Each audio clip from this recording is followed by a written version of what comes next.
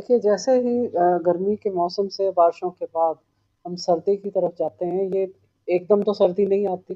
कुछ दिन के लिए ठंड ज़रूर सुबह-शाम की होती है, पर दिन में टेम्परेचर थोड़ा हाई होता है। तो इससे क्या होता है, अक्सर लोग टेम्परेचर डिफ़रेंस के कारण कुछ-कुछ बीमारियों के ज़ुकाम है, गला ख़राब है, बुखार है, ये सारी चीज़ें। और दूसरा ये वो सीज़न है जब डेंगू का क्योंकि मच्छर की ब्रीडिंग उस खड़े पानी में हो जाती है जो हम अलाउ करते हैं, तो उसका भी ध्यान रखने की ज़रूरत है। तो अगर हम सिंपल प्रिकॉशंस रखें कि कपड़े जो मौसम के अनुसार पहनें, ज़्यादा ठंडी चीज़ें ना खाएँ, अपना खाने-पीने में गर्म चीज़ें रखें, कटा हुआ फल, फ्रूट, सब्ज़ी ना खाएँ, बाहर का कम खाएँ। और दूसरा सबसे ज़्यादा ध्यान रखने की चीज़ है कि डेंगू के मच्छर के लिए कहीं भी पानी खड़ा ना होने दें ताकि उसकी ब्रीडिंग हो।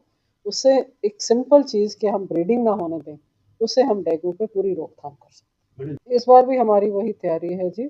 हम सबसे यही कहते हैं कि अगर आपको बुखार है, क्योंकि बुखार ही कॉमन सिम्पटम है, उससे नहीं पता चल सकता कि डेंगू है या कॉमन वायरल फीवर है।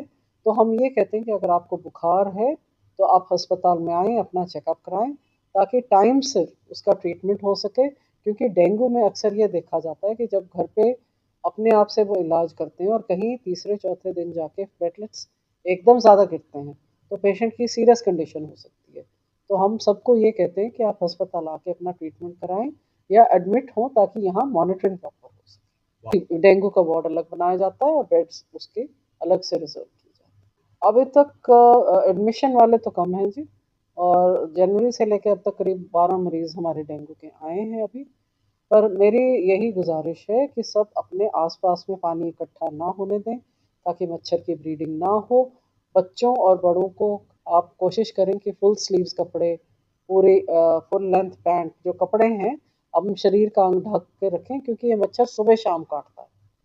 तो उसमें अगर पूरे हम फुल बाजू के कपड़े रखते हैं, तो मच्छर काटने की संभावना कम हो जाती है। और दूसरा, हफ्ते में एक बार अगर अब हम अपने घर में और अपने आस-पास में देखें और चेक करें कि कोई बर्तन तो नहीं है, कोई ऐसी चीज़ जिसमें पानी इकट्ठा हो रहा हो, उसको ध्यान रखें तो ये ब्रीडिंग नहीं होती। हमने अपना एक उसका प्रोटोकॉल बनता है जी, एक हाउस टू हाउस चेकिंग होती है कि कहीं ब्रीडिंग ना हो।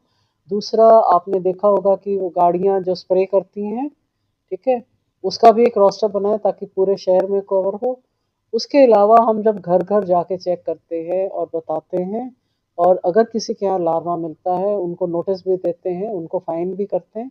तो और इसके साथ-साथ लोगों को अवेयरनेस भी कराते हैं। सबसे ज़रूरी चीज़ है कि उनको ये पता होना चाहिए कि क्या करना है और क्या नहीं करना है, एहतियात सावधानी कैसे बरतनी है और अगर कहीं बुखार हो, तो उसका आगे इलाज कैसे करना है। एवरेज जी हम 3 दिन कहते हैं जी, अगर आपका 3 दिन में बुखार नहीं ठीक हुआ है या आपकी कंडीशन ज़्यादा डिटीरियरेट हुई है, तो आप ज़रूर अस्पताल। भगवान का नाम और ध्यान घर में रहेगा हर वक्त। सकारात्मक प्रभाव वेदाक्ष धूप बत्ती से। रोज मोगरा और बेलपत्र की महक से लक्ष्मी का होगा वास। वेदाक्ष धूप बत्ती।